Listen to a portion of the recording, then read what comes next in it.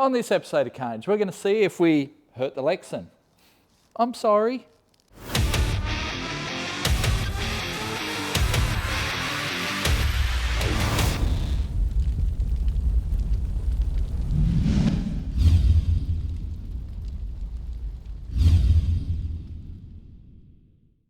Last episode on Carnage, we took the Lexcen up to Heathcote and decided to make some passes. We took the drag radials up, and well, that didn't kind of work out because, you know, from the lowered suspension. And yes, that was on me. I should have tested that the drag radials fit with the car lowered, but I didn't think it'd be a problem. You know, the drag radials fit before, why wouldn't they fit now? Except for the car is 2 inches lower than it used to be. And it does, like, yes, the lip of the guard does sit on the tyre, but I think if we shave that lip off, we'll be able to get the drag radials under there. We just couldn't do it on the day at the track. So anyway, we ran it on street tyres, and I thought, this is going to be impossible to run 10s on street tyres. I thought it's going to be so much harder to try and do this on the Nankangs. Well, it proved me wrong. We set it at the lowest boost setting of 16 PSI, and it ran a second faster than it ever has before. I mean, this is the quickest street car we've ever built on the channel, right? Yes, the Volvo ran 950s, and yeah, the Mazda ran 820s, but neither of those cars were registered. This is registered. We drove it up there, we ran 1060, we drove it home, and it made it home just fine. But that's not to say that the day wasn't without issues. I mean, yes, it ran 1060 on that first run, ran awesomely. We tried to do the second run and it blew off a boost line, and we're like, okay, what's going on? Did some searching around, found the line, and then we went out and made another pass and ran 1090, which is slower obviously, and we had the boost set slightly higher, so it should have been faster.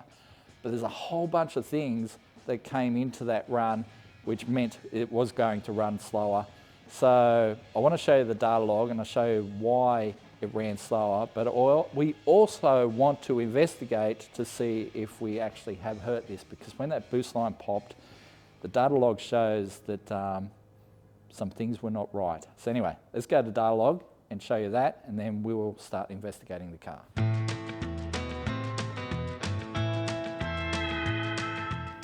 Right, so we've got our data log here. Now, unfortunately, the first run didn't data log.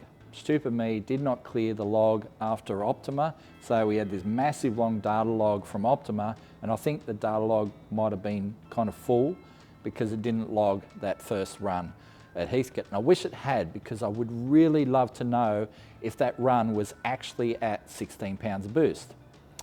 You know, I mean, the car ran fast, but it also did everything kind of perfectly on that run. You couldn't have not have asked for a better run on that first run. It hooked. Yes, it chirped slightly from first to second, but not a lot. You know, it hooked, it ran, it did everything right other than the dash mat attacking me. You know, the car ran perfectly, so it was kind of the best run that we could expect out of the car. If you go back to the second run, which we have a data log for, you will see, if you want to look at it, it chirped on that first to second shift so much more. It turned the tyres so much more.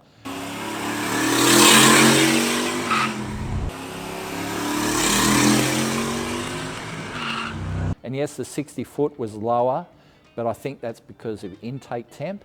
And the thing that ran slower in the top end, and I'll show you again why that was, and again, it's intake temp related. But here we are with our log. Now I'll start at this end of the log. So this is the log from the second run. Like I said, we don't have a log for the first run, but here's the log from the second run. So if I bring my little cursor here, and this is where we're doing our burnout. So you can see near 100% throttle, we're at 94% throttle. We've got the RPM. So it's on the burnout limiter there, so RPM is 6,000 RPM limited for the burnout. And you can see it's not making a heap of boost, but right at the end of it,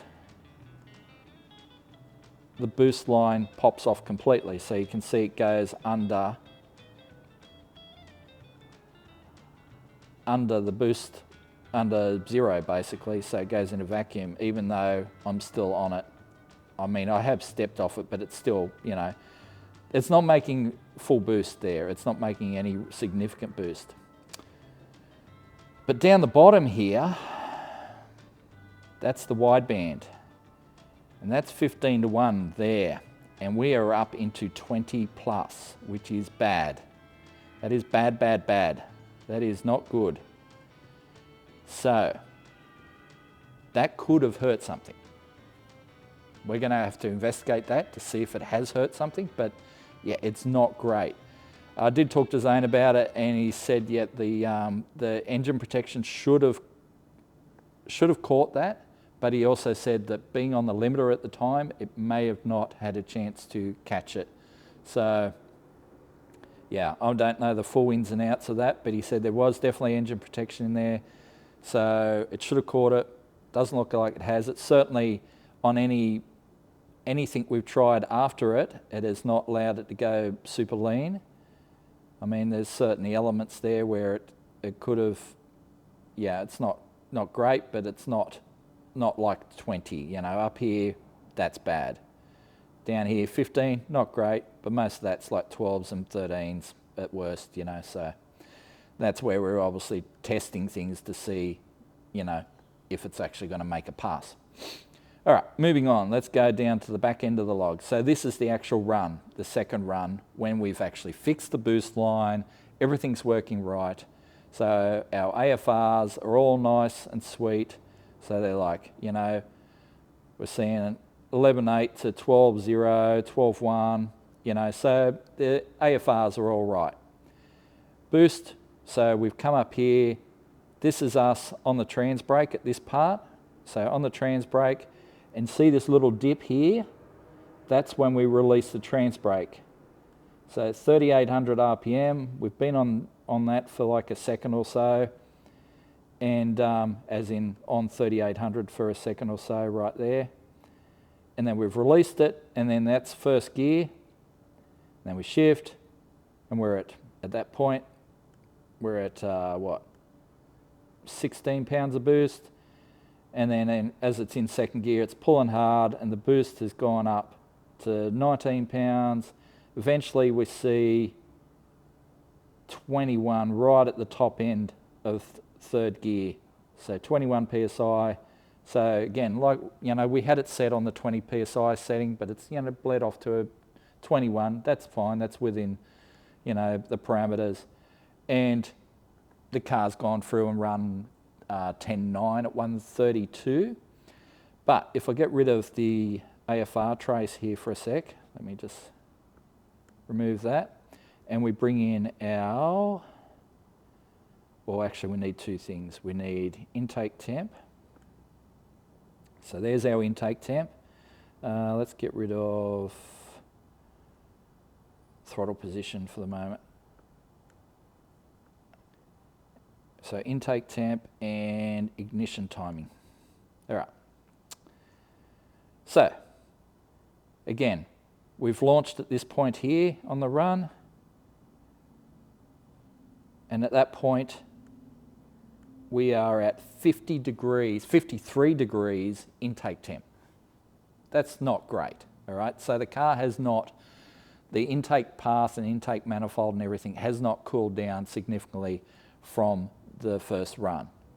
And from there, all the way through the run, it has climbed to 80 degrees of intake temp.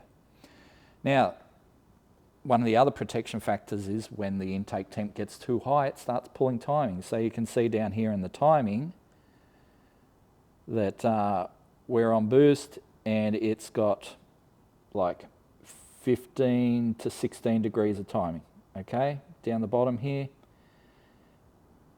When we get to, you know, the first shift, it's still about 15.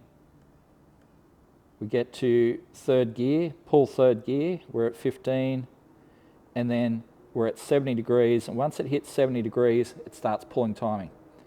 It ends up pulling 6 degrees of timing right through third gear.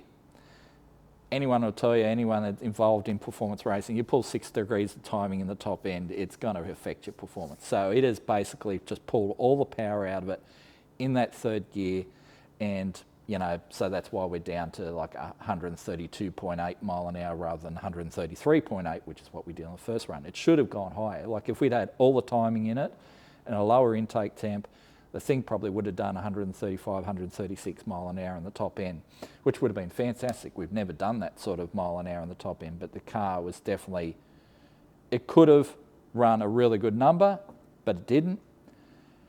So that begs the question, how hurt is it? If it can still run those sort of numbers, even though it's lost the boost line at some point, and also,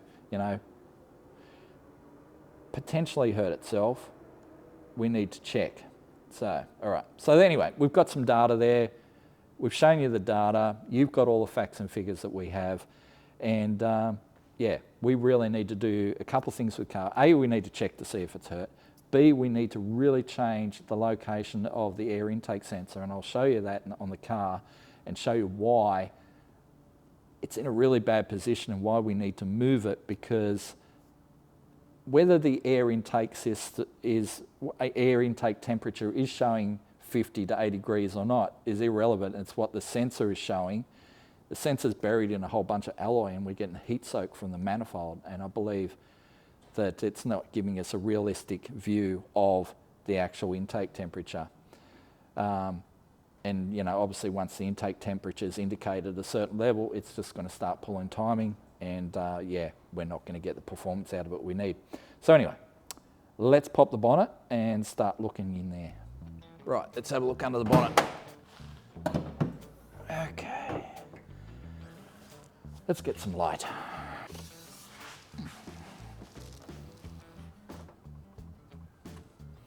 Right, so under the bonnet here, we've got our air intake temp sensor, and that is here.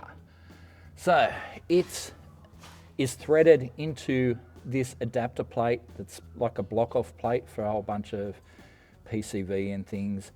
But the trouble is the manifold behind there is quite thick. So the sensor is actually, while it's inside this plate and goes through this plate, it's actually buried inside this thick wedge of aluminium. And there's a hole behind there, but it's only a very small hole, and the sensor is kind of buried in the hole like that. And I was hoping it'd be fine, because the intake air is coming here through the throttle body straight across there. But I think what we need to do is move that sensor into this intake pipe here. So we're going to have to do a bung in the intake pipe, put the sensor in the pipe there, and that will give a more realistic idea of what the intake temp is going to be. I have another one of these plates to, so when I take this off, I've got another plate I can put there, and that will be nice and blank and pretty again. But I think in the future we are going to have to relocate that sensor, and when we do that, we'll take it back up to Zane and run on the dyno and see what effect that has. But first, we need to check to see if the engine's still healthy. So that means coils off, plugs out, intake pipe off because it's in the road. We're going to have to do a comp test, probably a leak down test as well, and I want to stick a camera down the bores and just see how that's looking as well. So, time to grab some tools. First.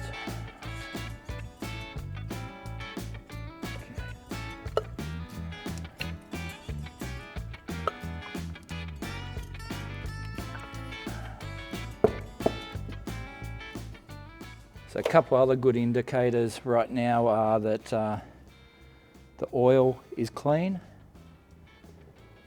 and correct. Coolant is clean. I mean, yes, there's a little bit of rustiness to it, but other than that, it's fine. All right. So oil and coolant is still good, that's great. I'm going to have to undo this intake pipe, slip that down, and that'll give me access to those coils. At least these clamps are really easy to service. So slip that off.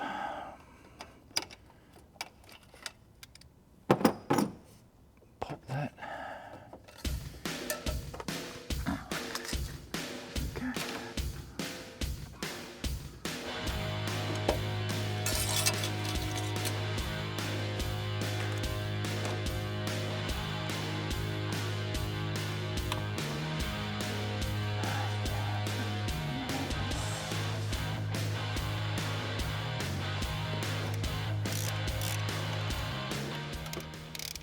That plug feels very loose.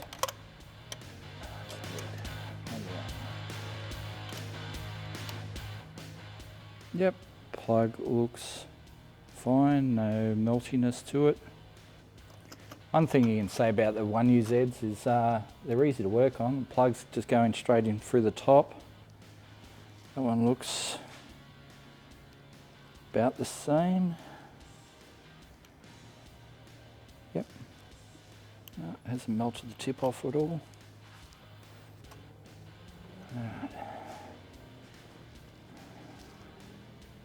No, that looks fine. I was thinking maybe we see something with that one because it's a little bit loose, but yeah, no, that's fine.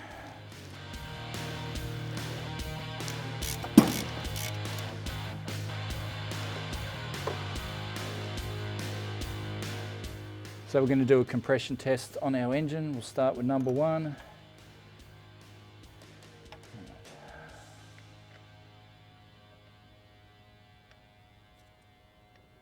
Before I do that though, I'm going to disable the injectors, so I'll just have to hook in with the laptop.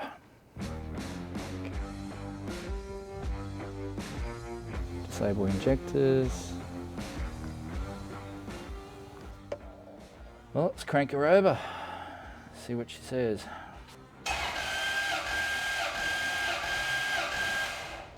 Let's see what it says. All right. 140, mark that down.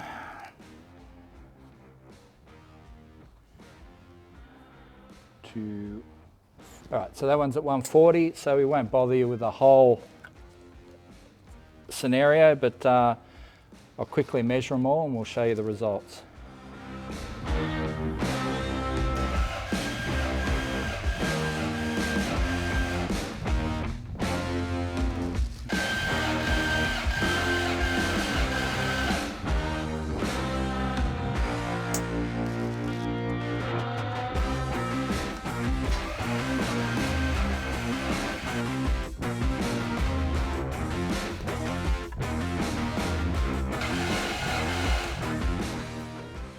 All right, so the results are in. We have comp tested every pot.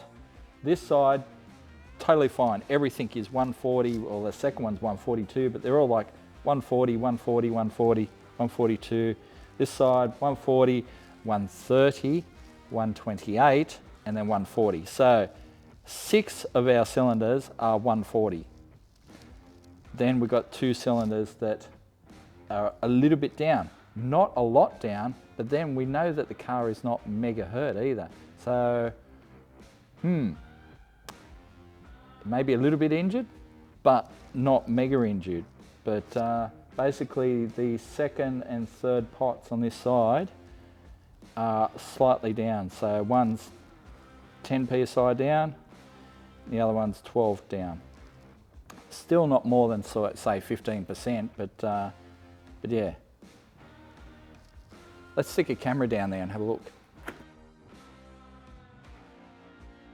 Okay, so as a baseline, we're just going to stick the camera down number 1, which we know is fine. So there's our little screen. Oops. Let's guide it into the hole.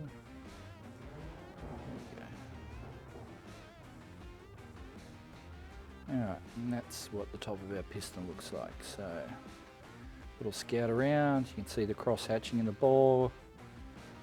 Top of the piston looks perfect. It's all fine.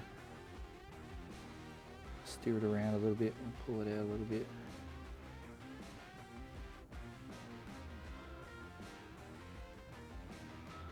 Everything looks pretty sweet. Slight scratching on the side of the bore, but that's just from the ends of the rings, I'm guessing. It's pretty standard. We know what a good one looks like. Let's see if this is any different. Oops, it's right at the top of the bore. Might have to wind it so it's down a little bit. Let's go into the next hole for the moment. Let's go this way. Oops. There we go. All right. Okay. That still looks pretty fine. Just looking at the edge of the piston, make sure, so that's a factory divot there, so that's fine. That's weird. How does the paint blast on the valves after running for several months? That's bizarre. Alright, well, I don't see any real evidence of damage there. And that's the one that's reading the worst. So, nothing definitive, that's for sure.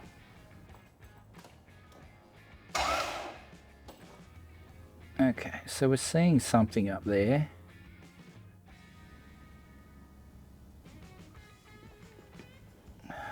These shiny bits here look like pieces of alloy. Bit there as well, a little bit there, some bits over here. But there's something over here on the edge of the bore. Where is he? Yeah, there. So, I don't know. Is that laying on the top or is it down the side? It's definitely a chunk of something. Okay, so I'm just going to turn around, have a look back up inside the head, make sure there's nothing eroded up there. Definitely a couple little pieces of alloy at the top of the bore where the piston stops.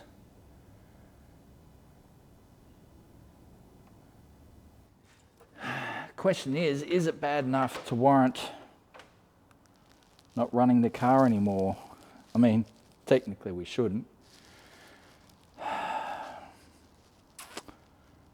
Yeah. So there's evidence of something there.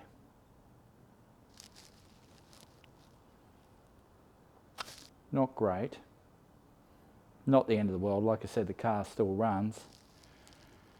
So, let me ponder that over lunch and I'll think about it and come back to you with a conclusion. So we've had some yummy chicken for lunch and I thought, why don't we do a leak down test? So I have set the cylinder to top dead center on the compression stroke on that cylinder. I have set up our leak down gauge to 0. So we'll plug her in. See what it says, and it says it's good. Like, that's quite good. So, I mean, yeah, we've got, like I said, those couple little alloy fragments. It's a concern, but the leak down's coming out as okay. So should we be super concerned or should we just like not talk about it? Anyway, all right, I'll do a leak down on the other cylinder and we'll see what that one's like. And if it's all good, then you know what? I say we just send it. Screw it in, about there. So just gonna make sure this is at top dead center. So what I'll do, hold my thumb over that. Oh, it's coming up on the compression stroke. So what I might do is unwind it. We'll stick the camera in the spark plug and we'll tell it, I'll find out when it's going to be at the top. All right, so piston's on its way up the bore.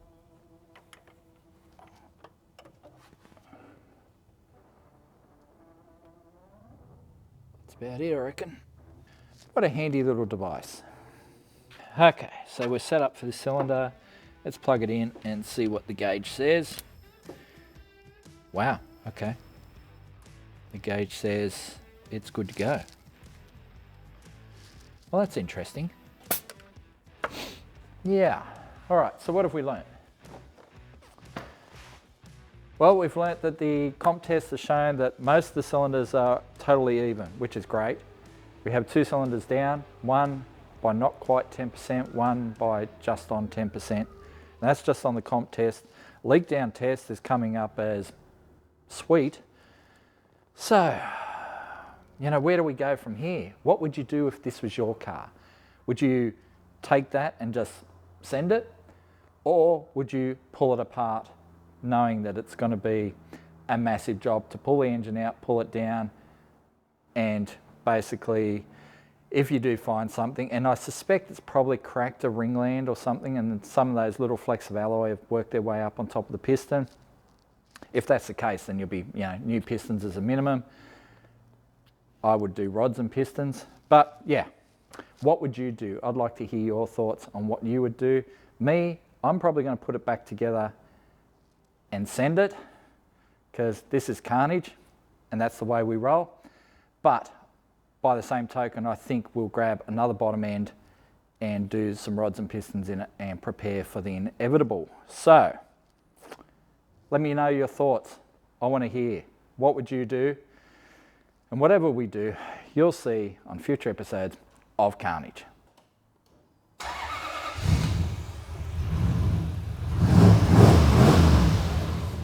See, it's fine.